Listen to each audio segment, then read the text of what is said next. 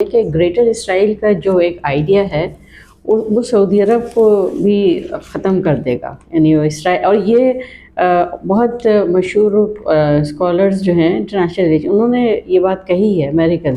سعودی عرب کا تو پرانا ایک جو ہے خوف وہ تو اسرائیلی سے ہے، ایران ہے نا، ایک اور بھی تو چیز ایران بھی تو موجود ہے جو جس کو چاہ رہے ہیں کہ اس کو نیوٹرلائز کر دیں.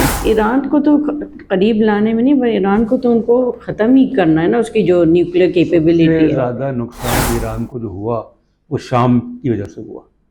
شام میں جو اس کی بشار الاسد کی حکومت ختم ہو گئی، اس کی وجہ سے ایران جو ہے وہ بیک فٹ پہ چلا گیا.